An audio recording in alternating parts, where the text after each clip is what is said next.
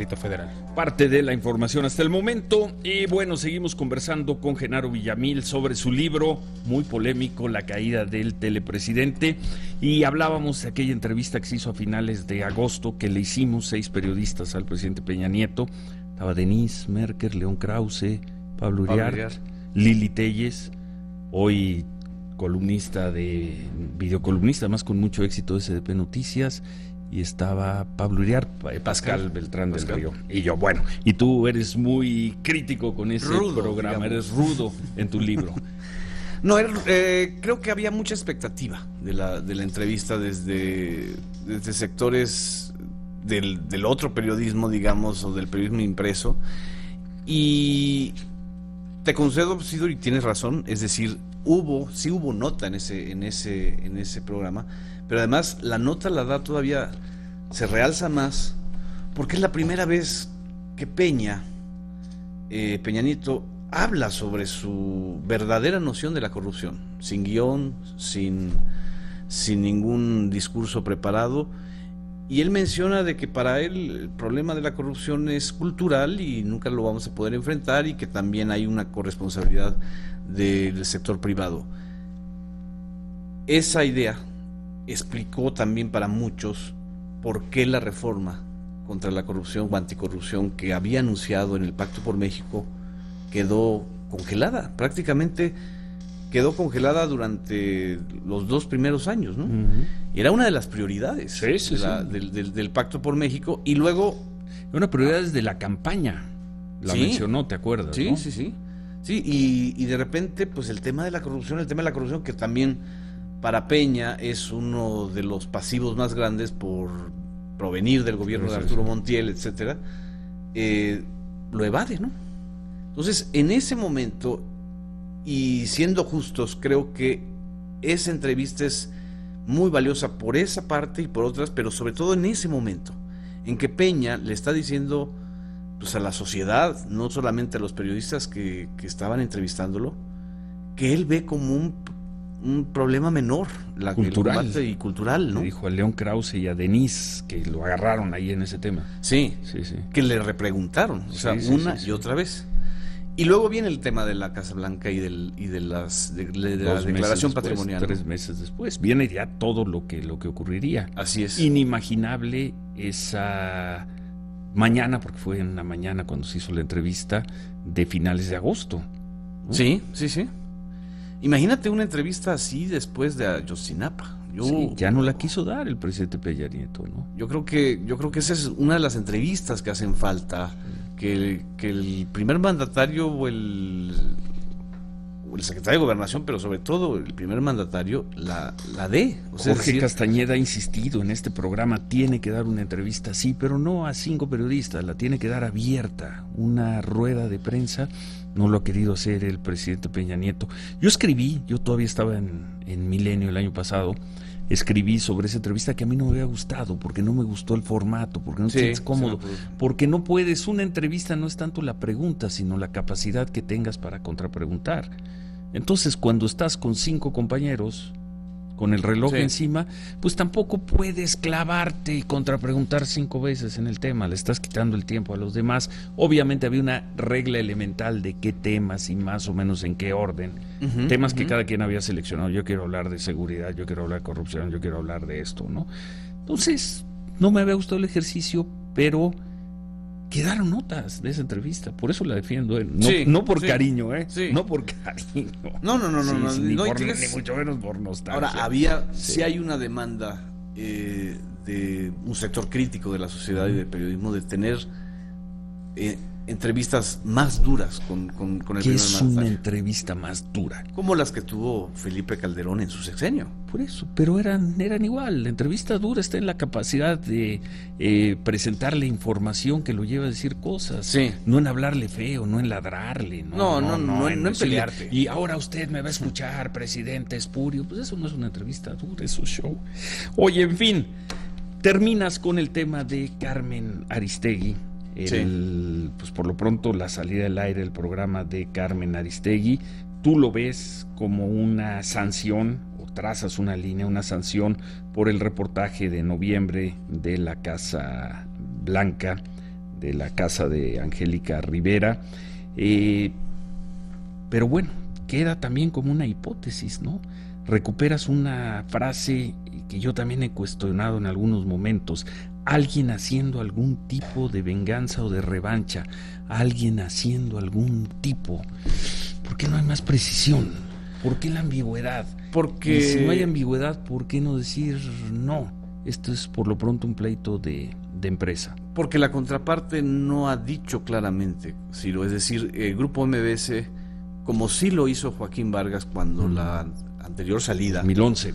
En 2011, cuando Joaquín Vargas expone al público que es la primera vez que un concesionario de medio masivo abre el juego y realmente desentraña muchas cosas de las que nosotros suponemos que existen, pero él las confirmó. Cómo fueron las presiones del secretario de Comunicaciones y Transportes en ese momento, cómo fueron las presiones de Javier Lozano. Es decir, hay un antecedente para que te lleve a pensar que es posible que también había, que es muy probable que haya habido una presión del gobierno al Grupo MBS. La frase que... Ese antecedente podía ser leído también como una negociación del empresario con sus contenidos. Exactamente. Sí.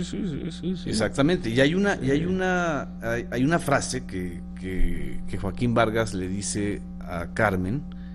¿En el 11 o en el 15? En el 15, o sea, es decir... Ahora, en esta. En el 14 más bien, antes de que saliera correcto, la nota. Citas en el libro, ¿no? Sí. Sí, por favor, nos van a dar en la madre, ¿no? No hace más detalles y la versión de la contraparte, es decir, no se ha expresado porque ellos insisten en que no es un asunto que tenga que ver con censura o que tenga que ver con presiones del gobierno, sino es un asunto corporativo. Pero también para hacer un asunto corporativo o entre privados, Ciro, las maneras y las formas de escalar un conflicto fueron absolutamente rudas. Sí. Y más de la parte de la empresa, más que de la parte de Carmen. Es decir, cualquiera que hayamos trabajado con una empresa, pues sabemos que hay muchas presiones que podemos negociar, pero no las ventilamos de manera pública de esa manera, ¿no? No a la persona a la que le has invertido para que se convierta en tu noticiario de mayor audiencia. La que, según la información que tenemos, acabas de firmar un contrato un par de meses antes. Así es decir, había una parte que no checa y hay una parte que me sigue no checando del conflicto. Es decir, de miércoles a viernes tú conviertes el asunto de México Leaks en una guerra donde ya no puedes retornar. Es decir, algo hay que todavía MBS le tiene que explicar, pues, a sus audiencias, a los que escuchábamos a Carmen, ¿no? Carmen ha insistido, ya ha dicho, ya ha dado su versión, pero es la versión de Carmen, ¿no?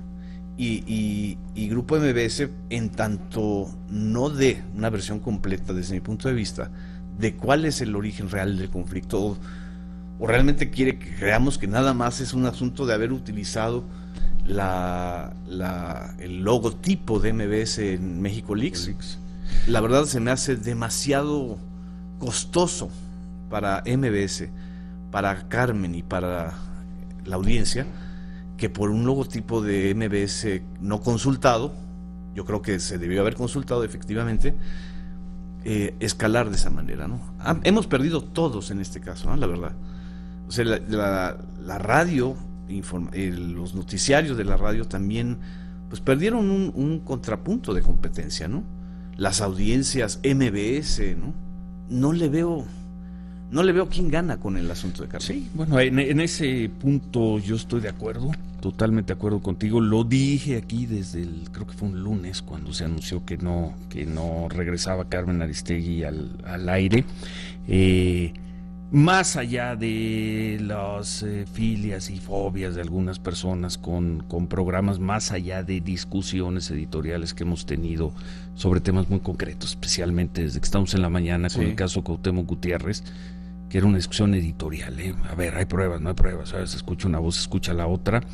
Sin duda, Carmen Aristegui animaba la radio informativa de las mañanas, ¿no? Yo dije, animaba la competencia, y simplemente por eso pues es una lástima no tenerla. Y con un enorme respeto para los otros muchos y buenos programas que hay en la mañana, en distintas estaciones. Sí es importante saber que Carmen está en la competencia, que Carmen está en otra frecuencia y que Carmen puede presentar una historia, una información, una nota, ¿no? Sin duda, sí lo es. Y lo quería decir, pero bueno. Pero también hay un común denominador, Genaro. Finalmente, los periodistas también somos trabajadores de medios de comunicación, somos personas. Y hay un común denominador entre su salida de W Radio, que fue en el 2008, y la de ahora.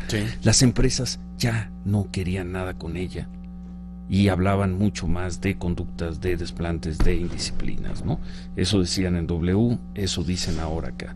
Entonces, todo esto, más allá de la parte política, más allá de todo, también hay un componente personal. No hablo más porque no lo sé, ¿no?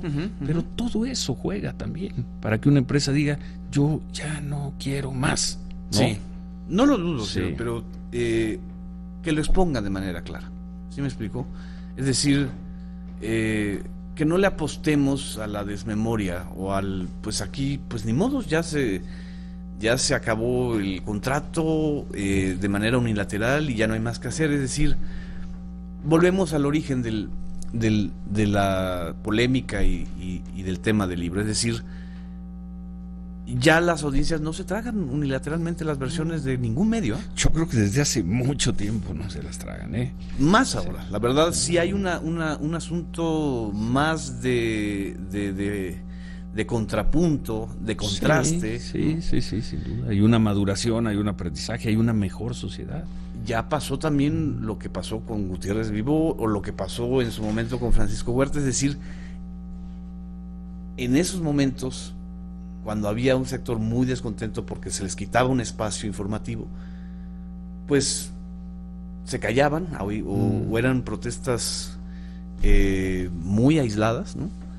Y ahora no, ahora también hay una persistencia y una demanda de las audiencias o de los radioescuchas, como quieras llamarle, de que no se cierren esos espacios, ¿no? Bueno, pues ojalá esté de regreso pronto, ¿no? Sigue por ahí, tiene su programa de televisión y escribe en el Reforma, en fin, pero bueno, ojalá esté de regreso pronto en la radio. Y gracias por estar con nosotros, Genaro Villamil. Suerte con la caída del a ver, ¿por qué? Mejor acá, de frente, acá, con la caída del telepresidente. Ahí viene la cámara para acá. La caída del telepresidente Genaro Villamil. Prólogo muy bonito, muy cariñoso, muy emotivo, de Elena Poniatowska. Grijalvo, suerte, gracias por haber estado con nosotros hoy aquí. Y bueno, pues nos estamos viendo, Genaro Villamil. Nosotros nos vamos, Manuel, ¿algo más? Vamos a ir